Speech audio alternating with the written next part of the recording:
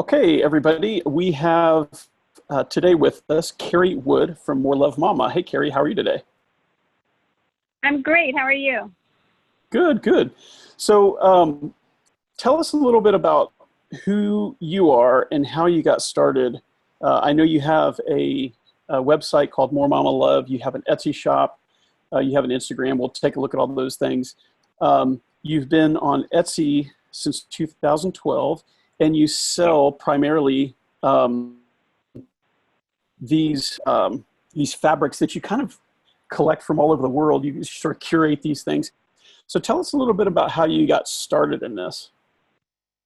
So I got started, I have no business background. I'm actually a high school theater teacher by day, but my husband and I were in the process of adopting, and we were looking at ways to raise some extra money to pay for the flights and some of the expenses involved in the adoption process. So I had been somebody who had sewed most of my life. As a theater teacher, I sew costumes, and so I decided to try and make some handmade items that I could sell as a fundraiser. And I started out mostly with blankets and with bags. I had a friend who had traveled to Congo. That's where we were adopting from, the Democratic Republic of Congo. She traveled and she brought back some fabric for me. And so I made some blankets, and we had really good luck selling them. We were selling them mostly to other families that were also in the adoption process. And so I just kept making blankets and selling blankets. And I started out just doing it on Facebook or kind of through word of mouth.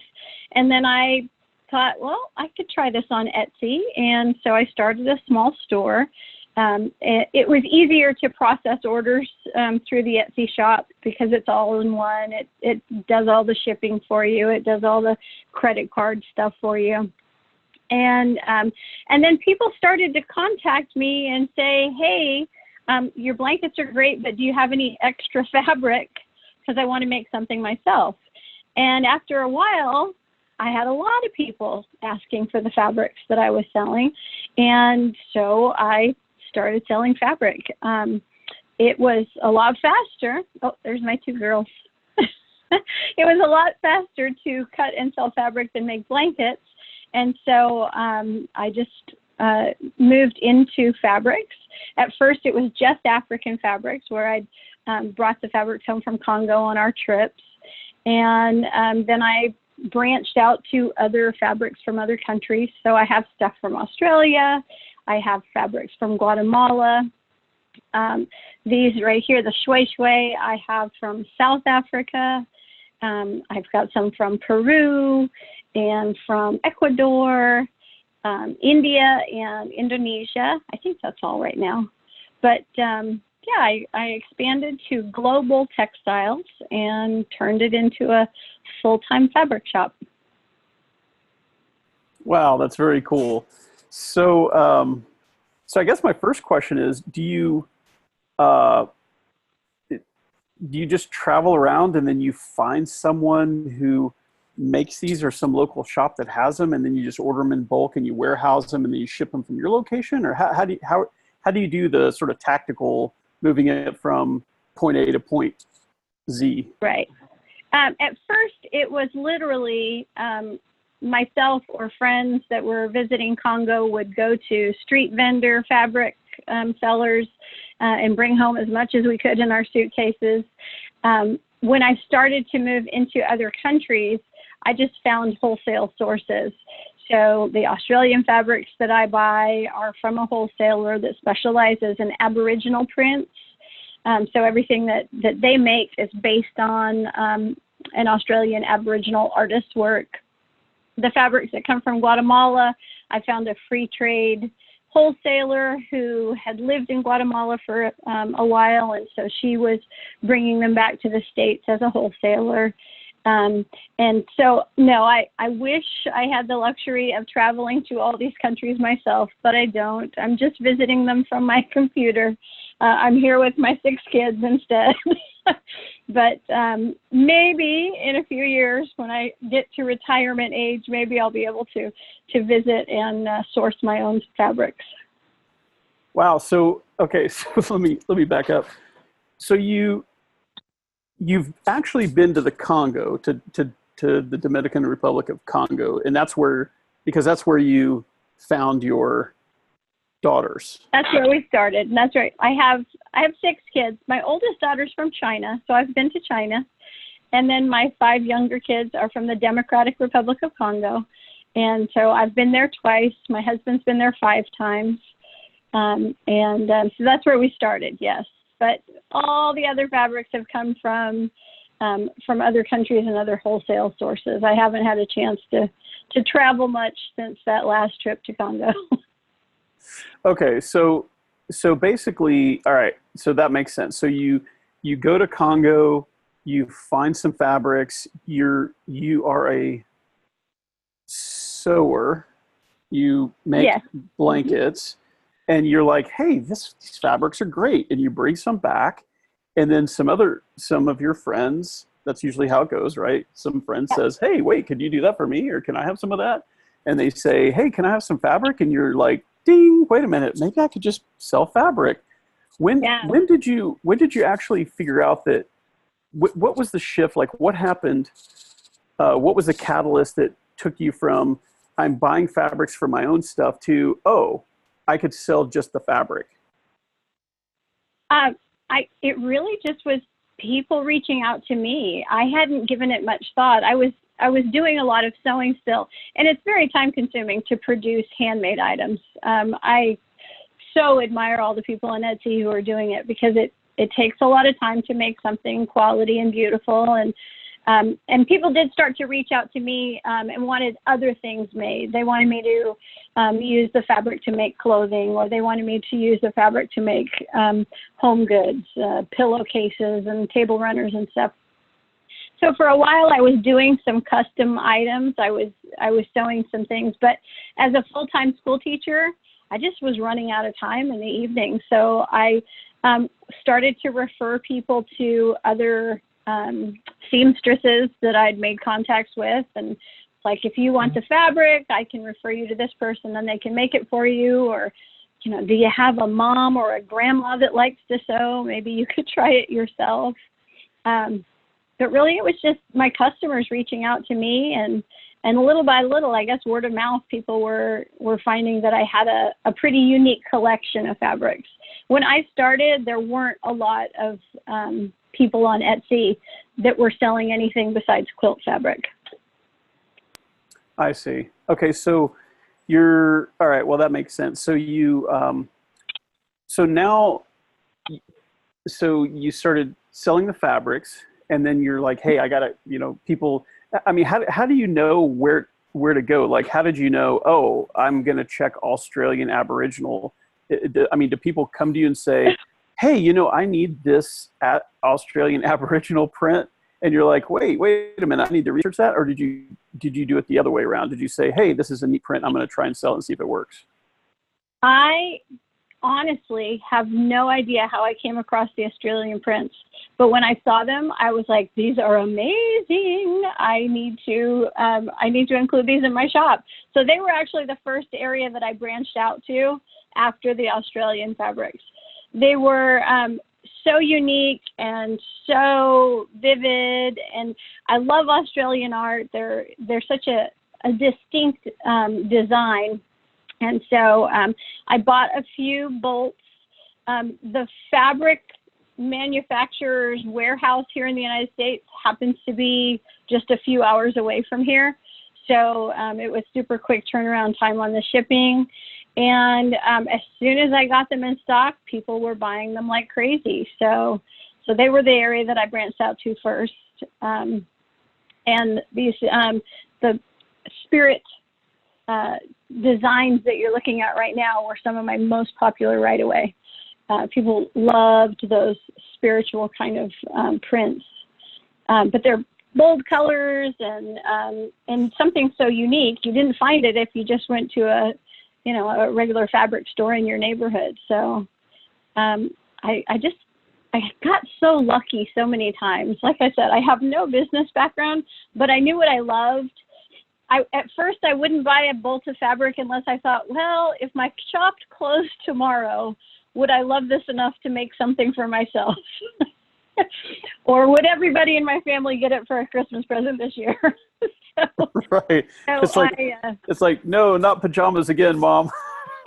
exactly. Not Right. another blanket, Carrie. I already have 10 blankets. Um, Exactly. that's awesome. So like for example, this Australian Aboriginal, you're not drop shipping from the manufacturer. You're actually buying it, warehousing it yourself, and then shipping it. I warehouse it here. I work out of my home. I have set aside an area in my home that is the shop.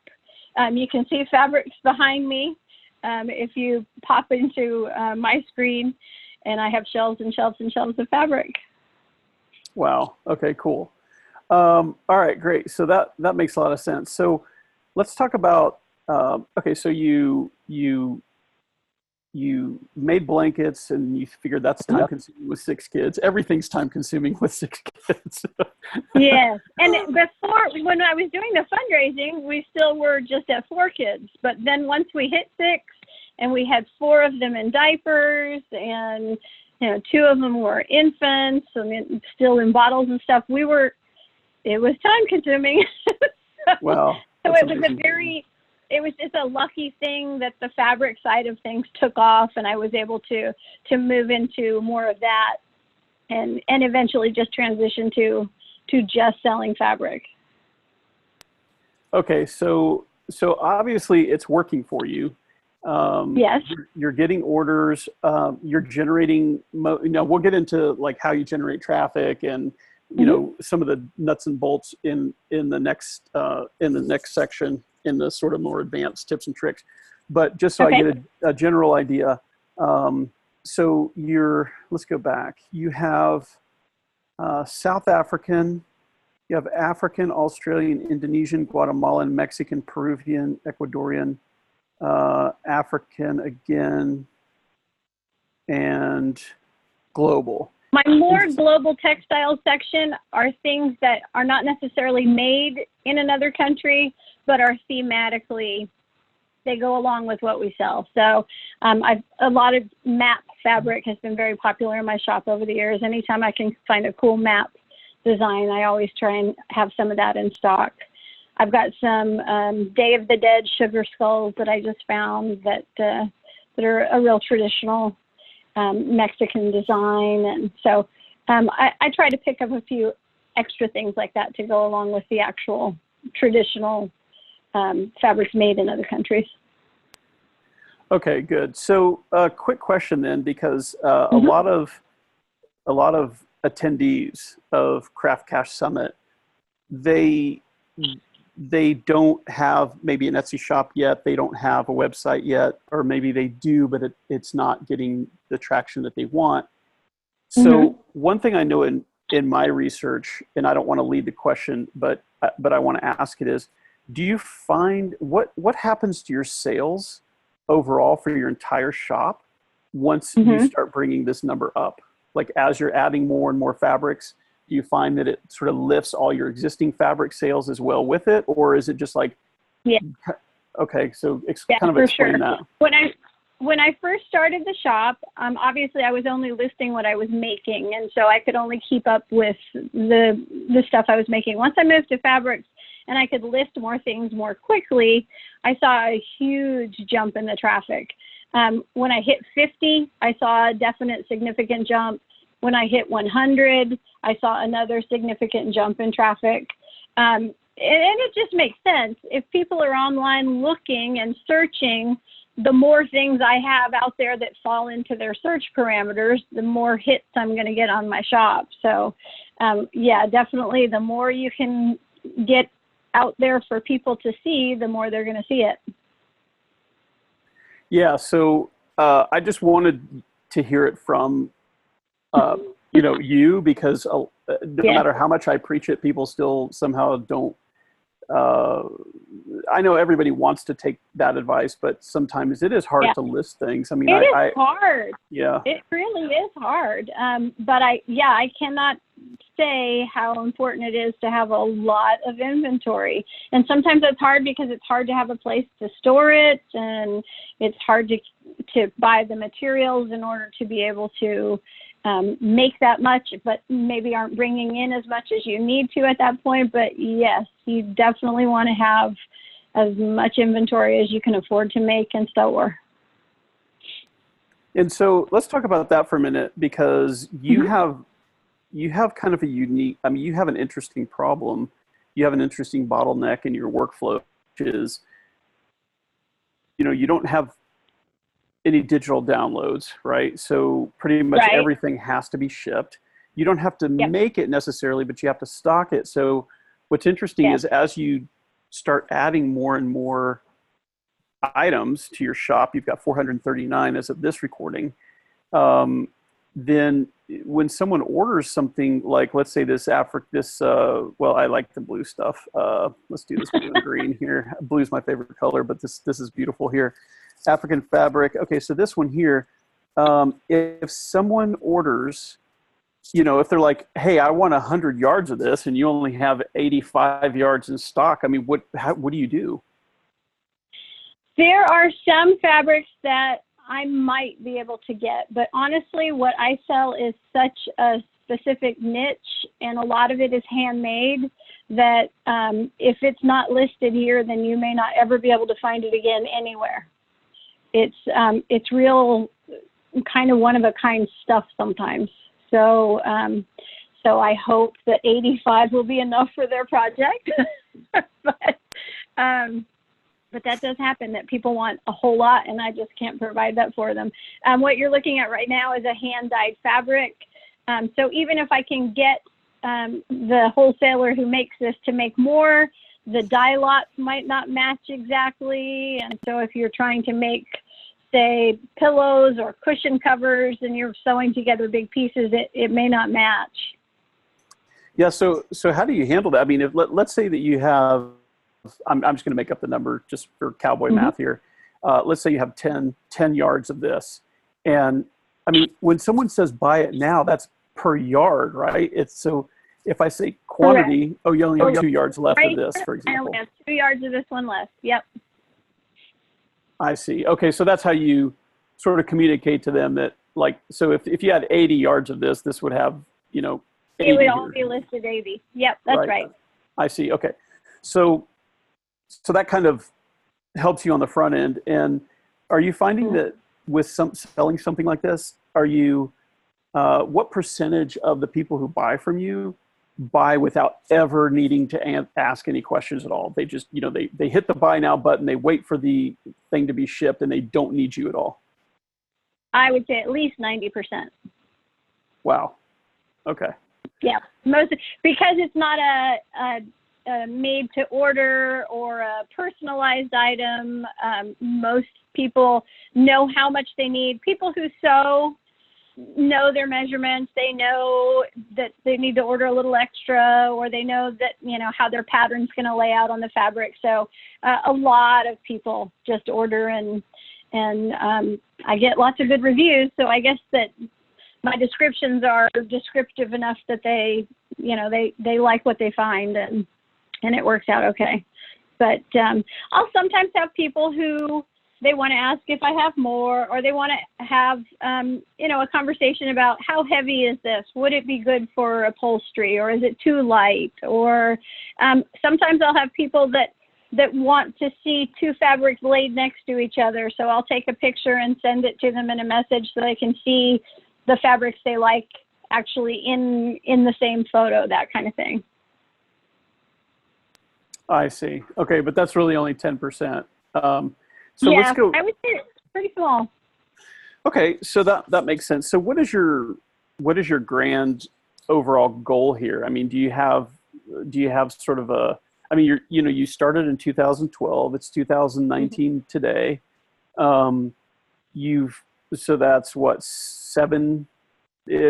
I don't know what month you started, but that's about roughly 7 years. I think I started in July, so about that. Okay, yeah. So about 7 years exactly. Then, over those 7 years, you've put together 439.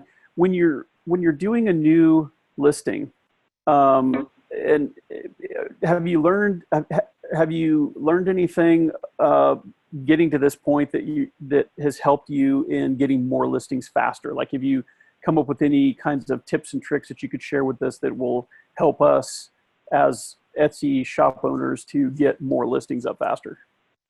Most of my listings that are within a single category are just copy and paste. I changed the specifics of the color in the title, or a description like this one's got the yellow bugs, but the rest of that applies to all the things in that category. They're all African fabrics, they're all fair trade, they're all made of cotton, so I don't have to change a lot of that up. Change out the pictures, change a few phrases in the long description, but really you get to be very fast at it when you've been doing it a while. And you don't have to rewrite the entire thing every time if the information is basically the same. There are things that, it's all the same size. It's all 100% cotton, so I don't need to change those things in the listing. Yeah, that's a good point, is you've almost kind of templated this. I've seen this 100% cotton on every listing you've had. Yeah. And then the yardage, everything, the width is all the same. Obviously your Facebook doesn't change. There's a lot here. A lot that you can reuse. Mm-hmm. Right. And then it looks like you're sending, we'll talk more about your email strategy in Okay. the advanced session. But yeah, this looks really doable. And then what you do, what's interesting too is you can kind of just pick a location. I've actually very rarely seen shops categorized by geographic origin. So that's kind of interesting, Yeah. which makes sense, because that's the people sewing. They're wanting to stay within that genre, right? That niche. And so really all it's about for you growing this from, 439 to whatever, 500, 600, 800, whatever, is you're just going around saying, okay, what country do I want to do today? And then you go do some research, and kind of using your sewing pedigree, you kind of figure out what you, is that kind of how you do it from now on? Mm-hmm. After my fabric shop got kind of established and people knew that this was what I specialized in, I did have customers that would come to me and say, are you going to get something from this country? So pretty recently, I guess about 6 months ago, I found the source for Mexican fabrics and added those to the shop, and they've been a pretty popular seller. So yeah, I'm always looking for the next new niche to add to my product line. I see. So yeah, I guess you're right. By about this time, you're having people come to you asking you, and you've got kind of like a list, like kind of a rolling list of, here's what people are asking for. I'm going to go research it and see. Yeah. So that's really interesting. And some things are harder to find. Sure. Yeah, that makes sense. Okay, cool. So what's the future of More Love Mama? Well, like I said before, I'm a public school teacher, but I'm getting closer to my retirement years. I have been teaching for 29 years this year.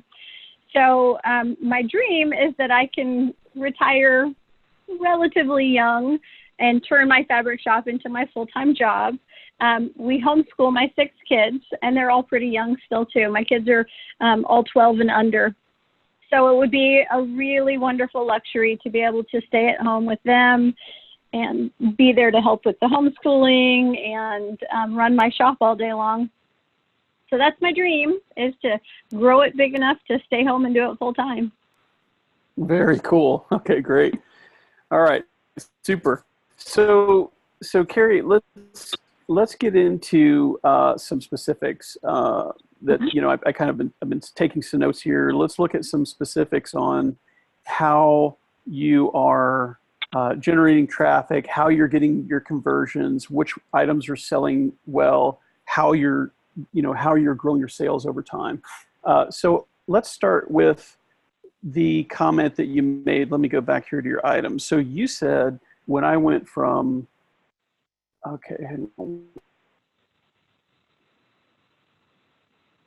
So